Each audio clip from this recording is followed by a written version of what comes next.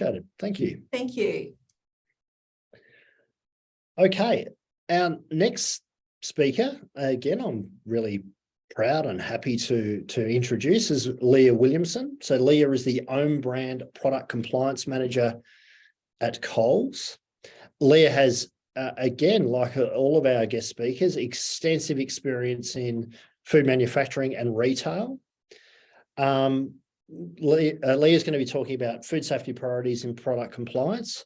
So thank you, Leah. Welcome, and over to you.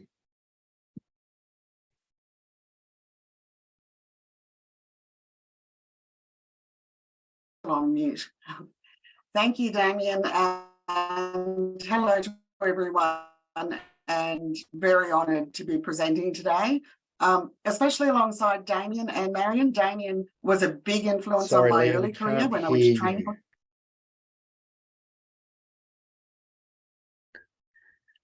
I can hear Leah on my side.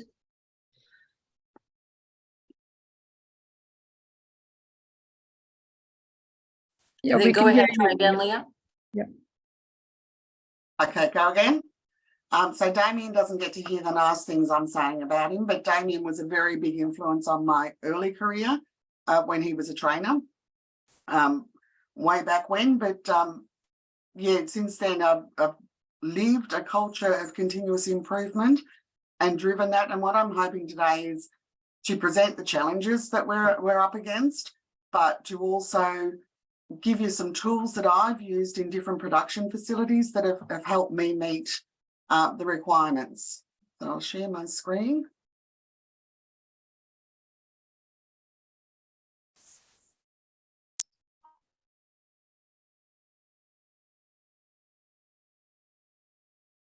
Okay, so the title of my presentation today is the unprecedented challenges that we're facing at the moment across the world in the whole agri-food industry. During 2022 and continuing into 2023, we have seen significant supply chain risks emerge and increase, adding pressure to an already stretched but critical industry. So I'll start off talking about the supply chain and what it is, and then the challenges to that supply chain at the moment, the increased risks, but then how we mitigate the increased risks. And I'll give you some tools that I've used that I've created myself or borrowed with pride from other organisations or other industries, more to the point, to help me get towards what good looks like. So I don't believe I can see, but if people could type in the chat what they think the supply chain looks like.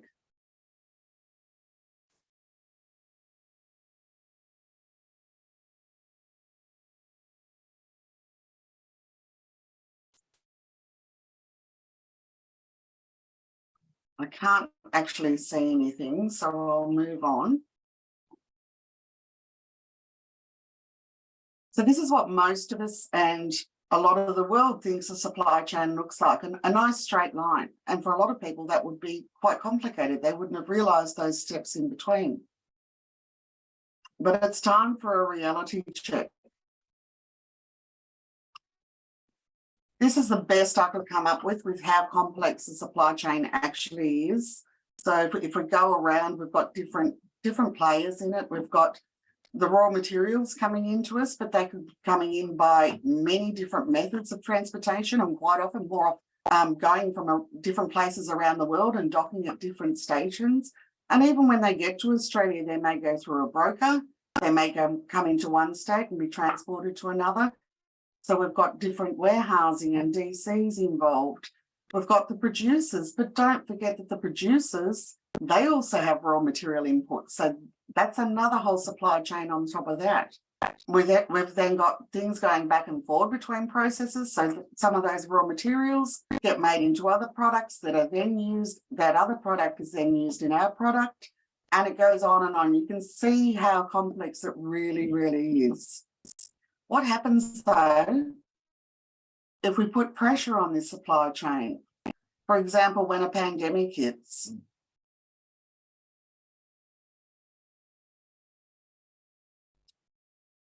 Consumer demand surges, which Damien spoke a little bit about earlier, about the changing consumer behaviours and attitudes, capacity shortages, and at times regulatory restrictions all lead to disruptions for freight and logistics, resulting in increased freight costs.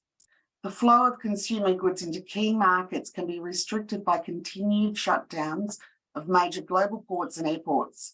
In addition, a shortage of shipping containers has resulted in shipping rates soaring and an ongoing skilled labour shortage, including truck drivers. In Australia, we've even had massive problems with pallet shortages. Coupled with the labour shortages, manufacturers are competing for limited supply of key commodities and logistical capacity, leading to long purchase supply lead times, which all result in less sales and empty shelves. Over-reliance on a limited number of third suppliers has been an issue. Many businesses have strong relationships with just one major supplier, one large customer or export market, and or one major supply chain partner. This dependency and lack of flexibility and resilience and responsiveness of a supply chain can lead to purchasing pressures, resulting in issues such as reduced quality products, undeclared allergens, food fraud substitution, and incorrect or misleading labels, illegal labels. The risk of extreme price events can intensify and contribute to broader social risks in terms of food security, food fraud, substitution, human development, and political stability. When prices are uneven or rising unequally across a class of foods, there is an opportunity for fraudulent product substitution. The size of the prize for criminals increases, making substitution and fraud a much more attractive opportunity. The COVID-19 period, or the COVID period full stop, has been ridiculed with many uncertainties, and labour market shortages have further complicated post-pandemic recovery for many industries. These pressures don't just affect one component of the supply chain. They are happening to every single component in the supply chain. So what does this look like? So we've got logistical issues, and all of these components of our supply chain are affected. In addition to all of this, there's been significant weather events across the globe, causing the loss of raw materials and foods that are vital to the overall food chain fulfillment needs and ultimately human health. This is leaving many brands searching for alternative solutions that will still fit within the time frame and parameters that they need to fulfill their ongoing order patterns. This compounds all of the risks previously discussed, and which were already increased because of the pandemic. During these unprecedented times, communication, flexibility, resilience, and responsiveness must be built into supply chains. Ongoing supply mapping, identifying potential risks, monitoring, and business continuity planning has never been so important. Manufacturers everywhere need to reassess their supply chains and reduce dependency on risky sources, which is tricky when crippling material shortages have arisen. Supply networks should be mapped, indirect and direct, to determine vital suppliers and identify vulnerabilities where supply can be diversified to increase flexibility in response before an incident occurs to determine recovery. Flexibility, resilience, and responsiveness should be built into your supply chain, and supply chains should be regularly monitored in their entirety to understand the true impact of disruptions to your business. When you map your supply chain, make sure that it is traceable to the retailer. Lack of clarity means significant delays in implementing a recall that can result in risk not only to the consumer, but also to your reputation. Look at ways to not only minimise the impact and cost of product recalls and withdrawals throughout the supply chain, but to streamline and improve processes and communications in the event of a product recall or withdrawal, enabling fast and effective removal of products from across the supply chain. Our next question is, how can we mitigate these increased risks? So this is where I give you some of the tools that I've used. They've worked for me. I've had to adapt them to different situations. But one of the things that, I've often heard from other QAs is, well, we don't have the budget for it, et cetera, et cetera. So don't let that stop you. You'll find a way. You can create your own tools. Whatever you do, though, and this Marion highlighted this as well, food safety has to be at the core. Quality is important, but food safety is what kills people. It has to be at the core of everything we do.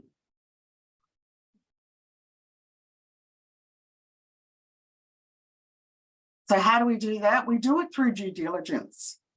Okay, so what's due diligence? This is actually the legal definition in Australia.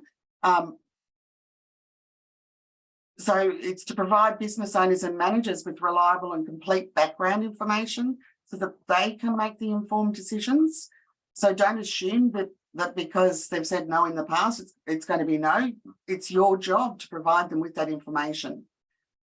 It can also save companies from making costly mistakes. But we're not just talking about finances here. We're actually talking about people's lives. So this is what due diligence looks like in our world.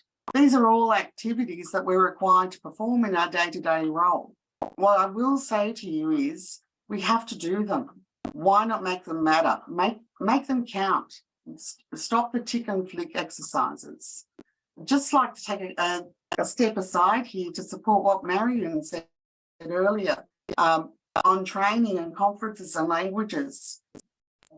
One of the best ways to free time in your calendar so that you can be focusing on doing these things right is by upskilling your staff. Share your knowledge with your staff, but listen to the knowledge of your staff back as well. Language, I've got a prime example of that. Change the name from quality. Get rid of it out of your job titles. Get rid of it out of your department title. We've all been in a situation where something goes wrong in production, and the standard cry from production and the rest of management is, well, where was quality? Like it was quality's fault. I eventually got sick of that and I changed ours to technical. I took the QCs became technical officers, the quality assurance became technical assurance, and I did a big education program on it around how many checks we were actually doing, and the quality and food safety was production's responsibility. Well, it's everybody's responsibility, but it wasn't quality's. We were just the auditors. So I did a big education program about how many things we were actually checking, but also around the number of eyes. Production times two, those number of eyes and warehouse and maintenance versus the number in the then renamed technical department. It belongs with everyone, just as people safety does. The other thing I'd say about training that I'd add to what Marion said, I think one of the big game changers in another standard was that they had a requirement for training for 4 times a year. And that was great because that gave me teeth within the business I was in to say, we have to do this. If we want to supply to this customer, we have to do this. And we did it. Now, I will admit that when that was dropped from their standard one, I rang the standard and went off crook, the owners of the standard, but I never informed the company that it was no longer a requirement. I didn't lie, I just didn't tell them it had changed. Because if you have to remember who you're delivering to. And if you're delivering to people on the production floor, these are generally, and this is a big generalization, but there are generally people that haven't enjoyed schooling. They don't like sitting in a classroom, they don't like being lectured to. So think about your delivery and their understanding, but also think about it, if it was something that really just didn't interest you and was just delaying you from doing your business as usual, how much of that are you going to remember? So I think one of the big ways we had culture change was because it was repeated 4 times a year. over and over and over again. And by the end of my tenure at that company, everybody was able to respond back to me with the answers. I would just wait. I didn't have to do the teaching. It became so ingrained in them that really we could have done without what everyone else calls as QCs, because the production staff were the ones coming to me. We had a new culture, and the culture of anyone new came in, people comply with the existing culture. So it was a really good help. Making it matter. So you need to change your attitude. Your attitude needs to be an attitude of gratitude. Findings and complaints, so non-conformances and complaints are opportunities to not only mitigate risk, but drive improvement. The reality is, oh dear, my internet connection's become unstable. The reality is, if done correctly, these activities can save lives. Sell like crazy. So as somebody in QA, in quality and food safety, your biggest job that we're never taught, when we're taught science at university, we are never taught how to be a salesperson. So Marion talked about people, you know, the culture comes from the top down. But unless we have managing directors involved or owners of the business, it's not going to happen, or it's not going to stick. So you have to learn to sell the food safety up the chain to your peers and to the people on the production floor, all the way to the cleaners, the warehouse staff, the maintenance staff. You have to sell it. And the only way to sell is to identify what the winning situation is, to make it. So for me, with production staff, it's making it personal. What if this situation happened to one of your family, the person that you love most in the world? Okay, making it real for them, giving them an actual context, a feeling of it, using, as Marion said, a language that people understand. You know, if I'm talking up, dollars talks in a company. So I talk about it in dollar terms, what this will save, what this prevents. But you're never going to sell something unless you believe in it. So whatever you're trying to sell, you have to be passionate and you have to have purpose about what you're selling.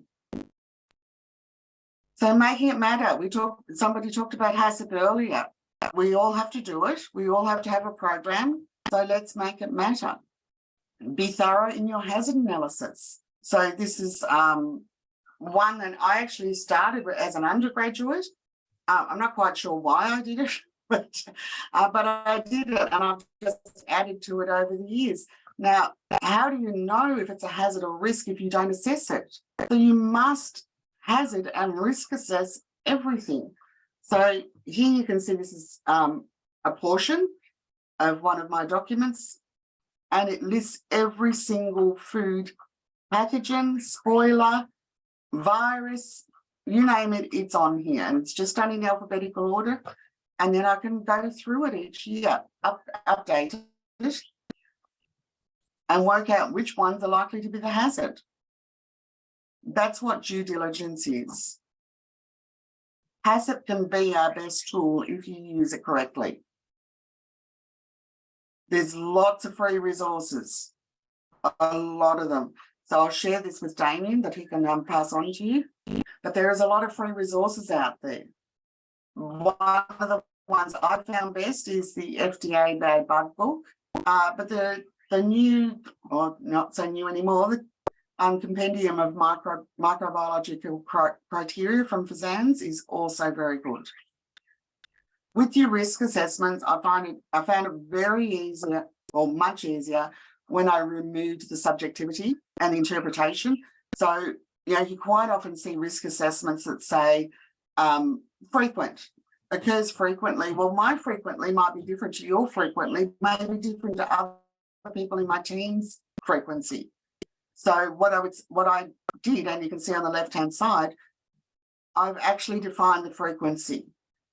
So if you look at next to number 2 in the likelihood, it's once a year.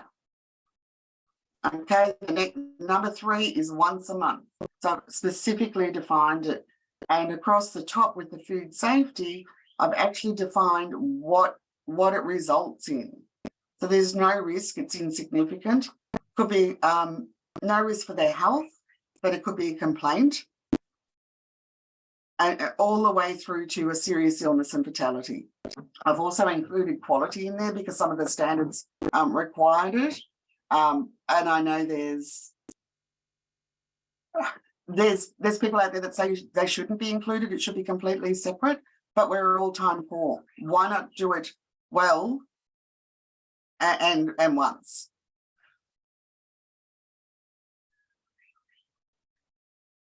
This is another example of a risk assessment, and this is one that was talked about earlier. So this is your prerequisite program and your food safety program. Everything you do, every activity, risk assess to define your frequency. Okay, again, I've defined the probability criteria, what's going to happen if it fails, and then I've been able to risk assess it.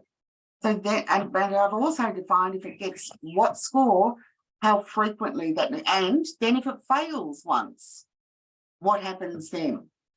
But take the guesswork out of it.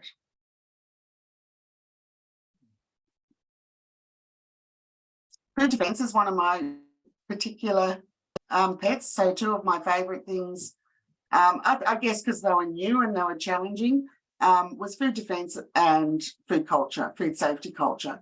So I think everybody's aware what food defense is, but the big tip is to think like and understand the criminal, determine the risk to the business, mitigate the risk to the business, monitor and reassess. And this reassess is continual.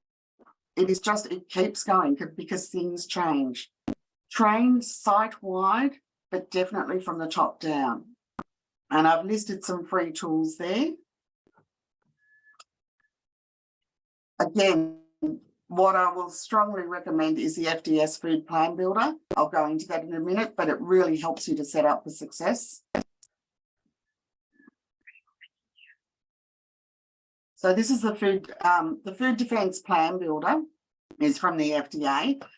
It's free, totally free. It's a great database, I guess. It's more than a database, it's interactive. It enables you to cut and paste all of the information from your food safety plan into it. So all of the information listed at the bottom, and it links to a library of mitigation. Now, I would have said to you the site that I was on when I first used this was extremely secure, but it highlighted things internally that I just would never have considered. So I strongly recommend using that as a tool. Again, it's free, it guides you. And at the end of it, so you put in the names of who's on the team, and at the end of the day, it prints out a lovely food safety plan for you.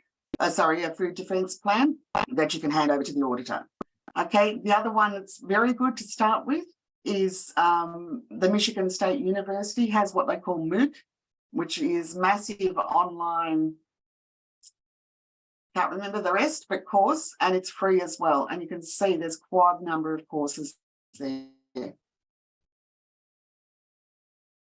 Business continuity. I think perhaps pre-pandemic, we all probably thought this is a waste of time. Why am I doing this? I think the pandemic taught us a lot, and it's one of which is the importance of this. It's important to assess all aspects, but this isn't a QA job. This is, you are there as an SME for food safety. You will need to drive it because no one else is going to. But this is a really easy one to sell to management, especially on the back of what's been happening over the last few years. We were hacked at one company I was with, and that changed the whole significance of this event. So if you think of things that they can realistically think might happen, then it's easier to get, that's talking the same language. It's easier to get them on the journey with you. Again, this is, it's the same risk assessment, but I just adapted it. And this was what would happen. So if anything got assessed as high on this page, then they would go for further analysis. So you can see here, I've put food fraud in as an example. Now we can't change the probability because the probability is the same, but you can see I've specifically defined it. Little possibility of death through to death will occur. Same with property, same with business impact. Where you need your whole team involved, though, is you are not aware of every program going on with your organisation. So that is where it's good, but it also makes them more aware, and it's an education process for them. If it happens, the magnitude is always going to be the same. But what we can change is how prepared we are for it, and how what mitigation measures we can have in place. This is a fraud risk assessment of suppliers and raw materials. This is one I still use to this day. There's some free resources out there. If you can get it into your budget to have Horizon Scan tool, that is a brilliant addition and makes this so much easier. But you can see I assess by supplier, by country, by raw material, and you can see the number of categories that I've done. So the supply chain, the supplier relationship, the audit strategy, testing frequency, the fraud history of the raw material, the economic stability. I think we all understand that if something's in short supply, the price goes up, so therefore it's more likely the bigger price for the criminal. Potential public health impact, you've already done your risk assessment on that, so you know that what's going to happen if that occurs, and then giving it an overall risk rating. And obviously, if it has a certain score or one read, in my case, I then say we can't have this as a supply, we need to do some mitigation around this. But keep current. So I've only had access to Horizon Scan this year, but I was always able to manage this through different free emails coming in daily, looking at different websites, trusted websites. The information is out there. Risk assessment of raw materials. This is just an addition, but it's to make sure that people at receipt, when they're receiving the raw materials, they know what to look for, and they know how to store it, whether it's an allergen, anything special that they have to do. And this is purely around quality. Mock recall, we all have to do them. I know for a fact, because I'm not going to say probably, I used to do it too. We sit there as a QA and we do it by ourselves, and it takes so much of our time up. It's not productive. We know how the systems work. The rest of the company doesn't. And I can say that for the last 12 years, I have done these properly. In one company I was with for 10 years, and we had to do 2 of these a year. And the company took it seriously. And at every single one we did, we found ways to make it quicker and better the next time. We would have watch-up meetings, as you can see by what I've circled there.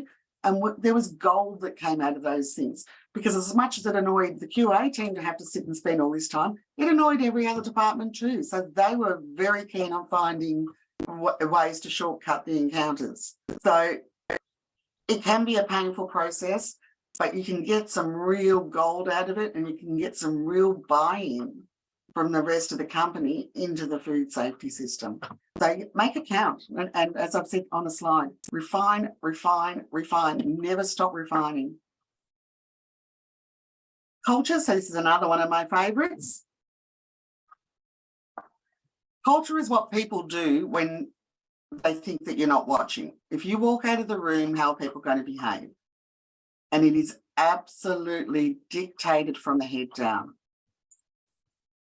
What I will say to you is changing a culture, evolving a culture, it's an absolute game changer.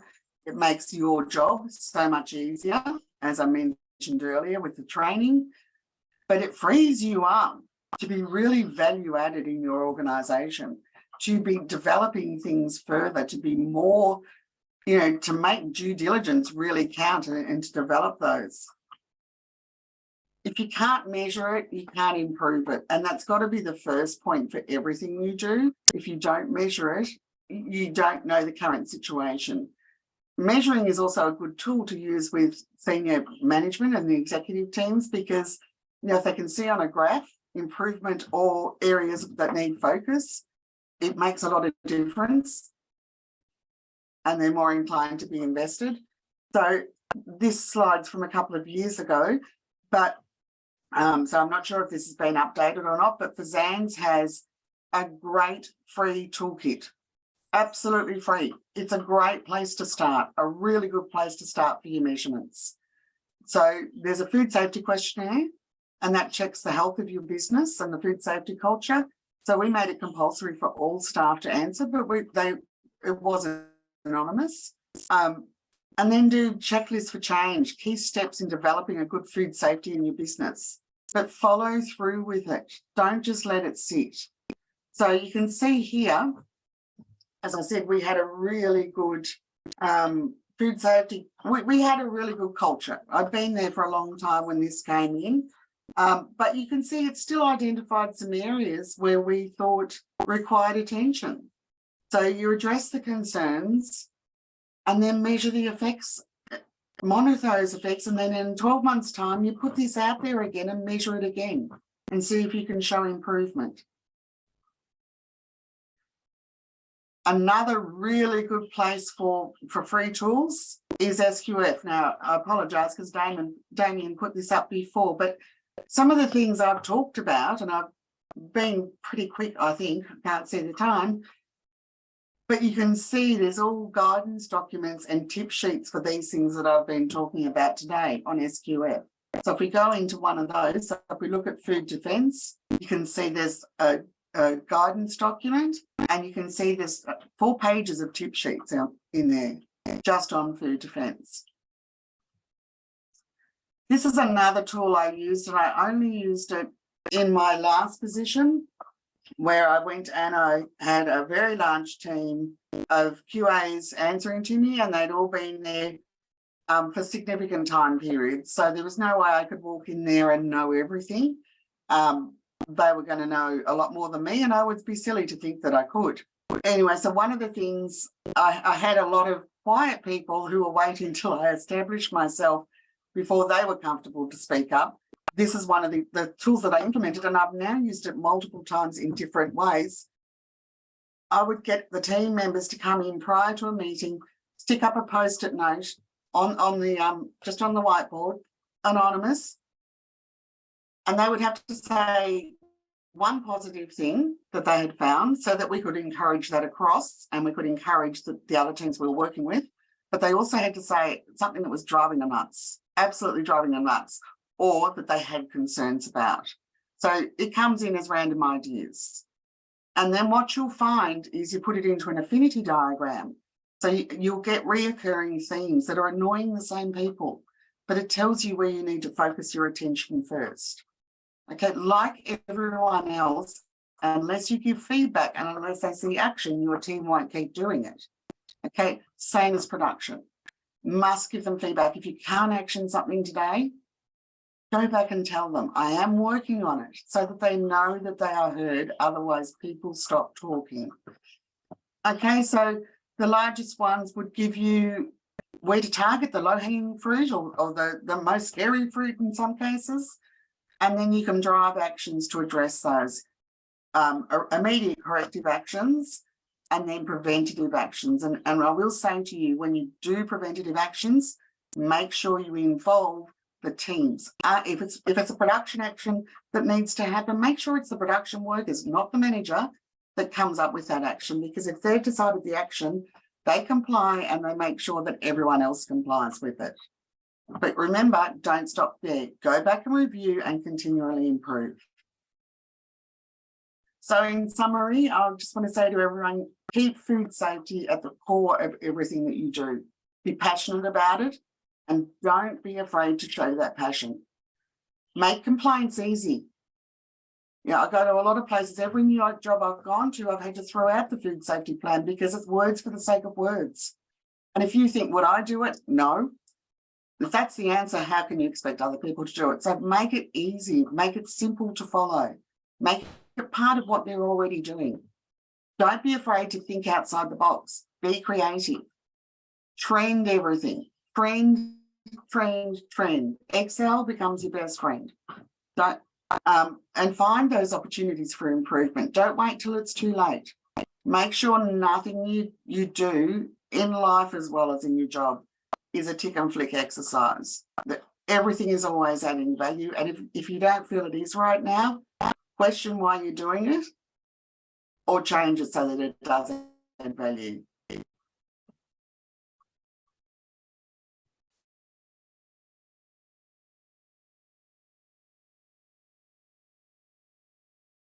Over to you, Damien.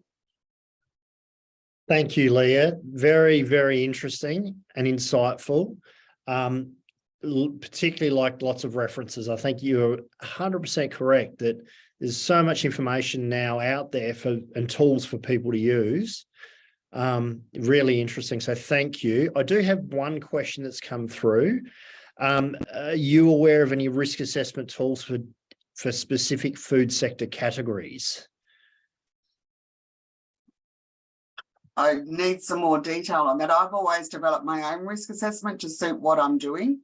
Obviously, I have to feel comfortable that it is mitigating a risk and identifying it well enough. But there's so many risks.